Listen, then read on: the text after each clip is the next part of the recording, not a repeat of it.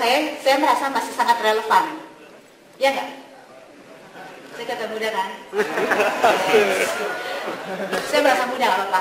Terus, jadi saya merasa bahwa kehidupan kampus adalah sesuatu yang masih sangat relevan buat saya. Jadi ini beberapa hal yang ketika saya memikirkan kehidupan kampus, inilah ceritanya hasil dari saya merenung gitu.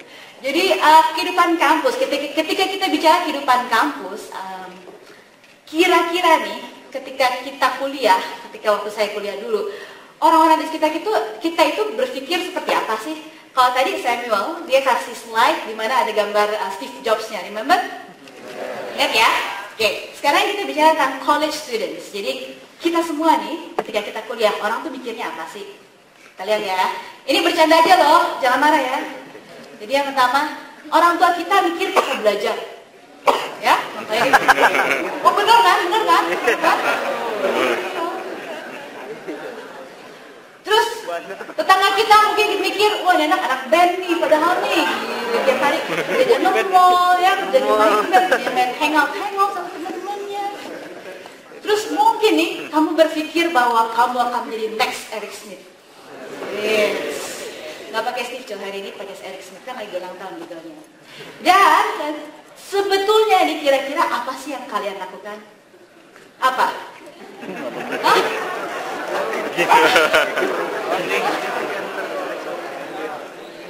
Yang kalian betul lakukan adalah aku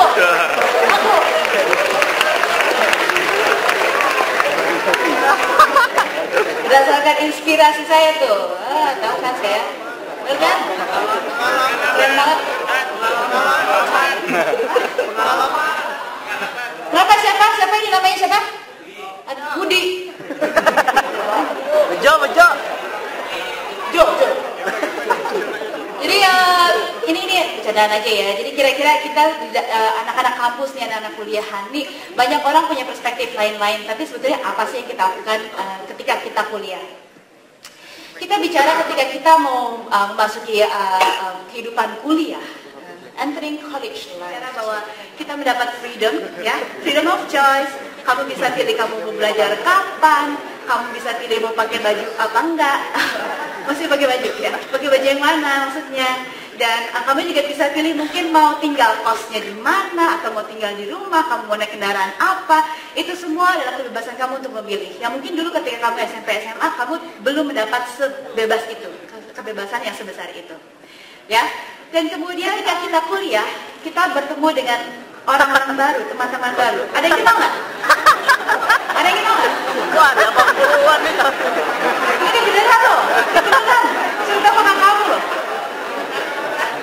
Kamu bertemu dengan teman-teman baru, ya. Kamu bertemu dengan mungkin orang-orang yang kamu suka. Oh, kenapa sih lucu banget? Kenapa ya? Oh, jadi udah rambutnya panjang ya. Ini zaman tahun 90-an nih. Jadi Next. Jadi kita bertemu dengan orang-orang baru ya. Ada yang kita suka, ada yang kita nggak suka. Ada dosen yang kamu juga suka, ada dosen yang kamu nggak suka. Intinya kamu akan bertemu banyak orang baru, ya, meeting new people.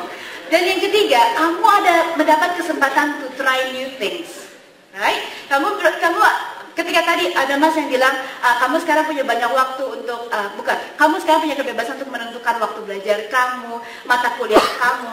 Itu juga menyatakan bahwa kamu juga bebas untuk mencoba, betul? Try new things, hal-hal yang mungkin kamu belum pernah coba sebelumnya, ya. Jadi ini ada 3 hal yang saya pikir adalah hal-hal yang penting ketika kita membedakan kita ketika kita kuliah dan ketika kita belum kuliah, ya. Jadi tadi bicara tentang kebebasan, bicara tentang bertemu orang-orang baru, dan sekarang berbicara tentang mencoba hal-hal baru.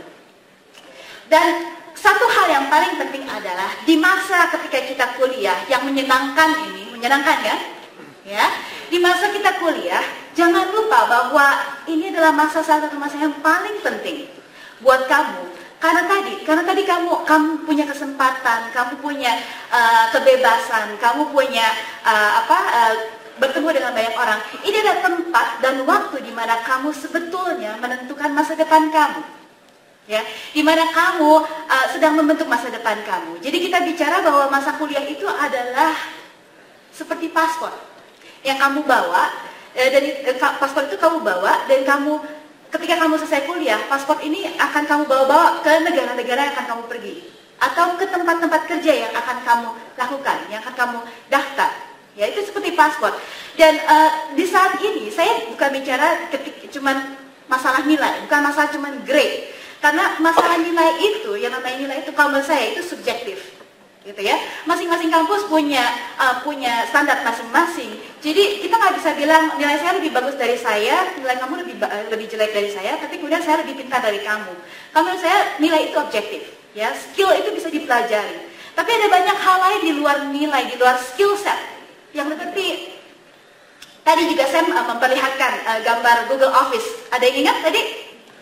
Ya. Ketika kita melakukan kuliah kita hari ini, kita mempersiapkan untuk 10 tahun, 15 tahun, 20 tahun ke depan. Mungkin kalau kamu hari ini sudah tahun terakhir di kuliah, mungkin tahun depan atau mungkin berapa bulan lagi kamu akan memasuki dunia kerja. Mungkin keadaan dunia kerja tidak akan berubah begitu drastis. Tapi kalau kamu bicara, misalnya, kamu baru akan memasuki dunia kerja. Taruhlah kamu akan mencoba di dunia kerja itu sekitar 4 tahun, 5 tahun, baru kamu settle down di tempat yang baik, yang menurut kamu cocok. Itu berarti kita bicara 5 tahun ke depan, ya itu jangka waktu paling pendek tuh, kita bicara 5 tahun ke depan. Untuk kawan-kawan yang baru masuk, kita berarti bicara tentang 5-10 tahun ke depan.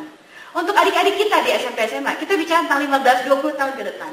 Ya, jadi kita membicarakan tentang masa depan yang sedang kita persiapkan. Tapi masa depan seperti apa? Kita nggak ada yang tahu.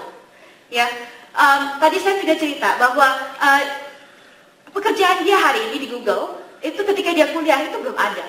Ya, jadi masa depan seperti apa yang sedang kita persiapkan? Ya, yang kita tahu adalah masa depan itu akan menjadi lebih kompleks. Ya, kalian akan mendapat lebih banyak persaingan dari orang-orang internasional, karena mungkin seperti sekarang kalian lihat, mungkin di kampus kalian, dosen kalian, atau mungkin rekan kerja ayah ibu kalian sudah mulai melihat banyak orang Filipina, banyak orang Vietnam, banyak orang Thailand yang sudah masuk ke Indonesia. Ya, dan itu merupakan satu hal yang bukannya akan semakin sedikit, itu akan semakin banyak di masa depan. Jadi globalisasi itu akan terjadi ketika kalian ada di dalam dunia kerja, benar-benar. Jadi kita mendirikan masa depan kita mulai dari sekarang ketika kalian kuliah, bukan nanti setelah kalian selesai kuliah, tapi hari ini. Dan ketika kita bicara itu, ada beberapa hal yang hendak saya bawa di sini. Ketika kita membangun masa depan kita, apa sih yang saya berusaha sampaikan? Yang pertama, kita bicara tentang kuliah itu adalah tempat di mana kita melatih cara kita berpikir. Jadi kita bicara tentang critical thinking. Ya, critical thinking is critical. Kamu belajar, kamu dapat ujian, itu semua adalah bukannya sembarangan dikasih sama dosen kamu. Itu kamu semua adalah untuk melatih pemikiran kamu, untuk melatih cara kamu problem solving. Karena yang pada akhirnya ketika kamu selesai kuliah, yang dicari adalah kamu yang bisa memecahkan masalah problem solving. Bukannya kamu yang bisa skor A di matematik, bukan. Tapi skill kamu untuk problem solving itu yang dicari. Jadi critical thinking itu bukan cuma menghafal, tapi cara kamu tadi problem solve, ya. Dan kita juga bicara networking. Kamu membangun network, ya. Tadi you meet new people kan di tempat kuliah kamu. Kita bicara ini adalah tempat di mana kamu membangun network. Saya mau cerita. Ini pekerjaan kelima saya. Dan selama perjalanan saya dalam bekerja, berarti 5 kalinya, menarik sekali, 5 kalinya itu saya mendapat pekerjaan karena saya kenal dengan teman-temannya teman, dengan teman-temannya teman, tapi itu semua adalah karena network. Kamu belum berasa hari ini, tapi nanti ketika kamu bekerja, kamu akan tahu betapa pentingnya kamu punya teman, kamu punya network. Dan ini adalah saat yang paling tepat untuk kamu membuat network, karena kamu bertemu banyak orang, kamu bertemu dengan banyak orang baru. Yang kamu nggak tahu, setiap dari kita akan end up somewhere. Jadi, network is very critical for our career. Terus yang berikutnya adalah bagaimana cara kita stand up. Bagaimana cara nanti di dunia kerja kita dibedakan dari kawan-kawan yang lain. Yang punya skill, yang mungkin juga punya grade matematiknya A. Apa yang membedakan kita? Yang membedakan kita itu ketika kita punya kegiatan lain. Extracurricular. Dan bukan cuma sekedar kamu ikut-ikutan doang. Tapi itu harus menjadi sesuatu yang kamu kamu kerjakan dengan passion gitu. Kamu kerjakan dengan satu kerinduan gitu. Kalau kamu suka, kamu punya kesibukan lain gitu. Bukannya cuman karena ya udahlah karena ada kerjaan gitu ya. Bukan seperti itu. Jadi apa yang membedakan ekstrakurikuler itu sangat penting. Kenapa tadi saya sharing karena saya suka teater?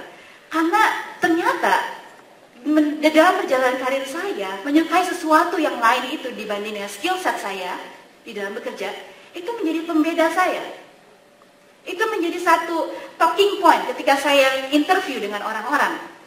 Dan saya rasa itu adalah satu hal yang penting. Kalian belum merasakan sekarang, tapi ketika nanti kalian punya sesuatu yang kalian passionate that you are good at, selain nilai-nilai kalian, it becomes your cutting edge. Karena orang lain nggak punya itu.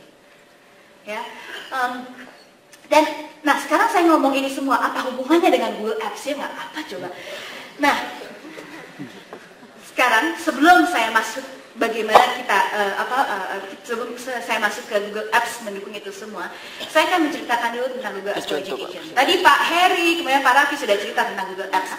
Sedikit saja kuis lagi di sini seperti edukasi dan tidak ada iklan untuk student, faculty dan staff. Kuota emailnya 25 GB. Dan satu hal juga yang saya mau highlight, kalau kalian dengan menggunakan Gmail kalian tidak mendapat administrator support. Sedangkan ketika kalian ada di bawah Google Apps for Education, IT administrator kalian mendapat administrator support dari Google 24/7. Dan kamu bisa menggunakan domain name dari sekolah kalian, kemudian bisa diintegrasikan dengan LMS yang sudah ada. Saya tahu bahwa banyak di kampus sudah ada menggunakan kalian punya LMS. Ada yang tadi ada Bapak yang menyebutkan dari menggunakan Moodle dan lain-lain. Google Apps for Education itu bisa diintegrasikan dengan LMS yang ada di kampus. Kemudian dia juga bekerja dengan sangat integratif dengan 50 lebih consumer products kita. Seperti misalnya Google+, Blogger, YouTube, dan lain-lain. Bekerja dengan sangat integratif dengan Google Apps. Saya akan kasih lihat satu contoh. Ini video ini ada contohnya presentation. Kemudian sites itu tadi belum disebutkan ya. Sites itu adalah satu apps di mana kita bisa membuat website dengan tanpa perlu pengetahuan programming.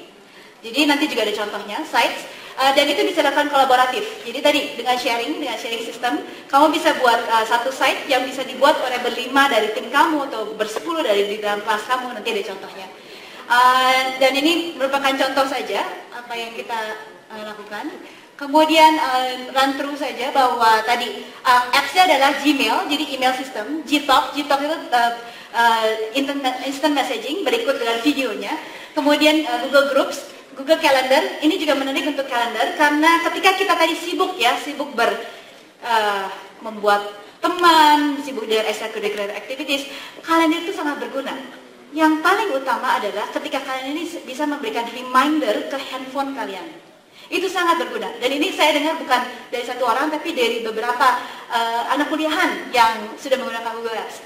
Dan kemudian tadi Docs, kemudian Sites dan lain-lainnya. Tadi yang seperti Gmail dan lain-lain. Kemudian yang sudah menggunakan siapa saja sih? Ternyata kita tidak sendirian. Yang sudah menggunakan up to hari ini sekitar 16 million, jadi 19 juta active user. Kalau bisa dilihat, dari 100 top univ di Amerika, 72 dari mereka sudah menggunakan Google Apps for Education. Jadi seperti Yale, seperti Brown, Stanford, Pepperdine, siapa lagi, UC Davis, dan lain-lain, mereka semua sudah menggunakan Google Apps for Education. Ada Harvard juga, somewhere, tunggu, ada di mana? Harvard. Dan bagaimana Google Apps itu relate to you gitu. How does it relate to you? Dan tadi kita bicara tentang kampus dan lain-lain kan. Nah, this is how it relates to you. Ketika kita bicara tentang critical thinking, salah satu hal yang diperlukan untuk critical thinking adalah ketika kalian bisa berkolaborasi dan saling membangun dari ide-ide satu sama lain. Kita bicara dari tadi, ketika kita tadi ya seperti love letter gitu. Yang pertama dia buat, waduh buset, suratnya kayaknya nggak mungkin banget deh gitu ya, garing banget. Ketika dia buat surat seperti itu dan teman-temannya melihat, teman-temannya kasih ide, enggak jangan begitu dong, yang ini lebih bagus, kayak gini dong, kayak gini ditambahin, dikurangin. Itu semua sebetulnya itulah yang membuat kita menjadi lebih kritikal ketika kita melihat ide kita diberikan tanggapan oleh orang lain, kita jadi membangun ide kita dari ide mereka. Jadi kita saling membangun ide. Dan itu membantu kita untuk melatih pemikiran kita, melatih critical thinking kita, melatih problem solving kita. Dan kemudian yang ini adalah contoh ketika kita mengadakan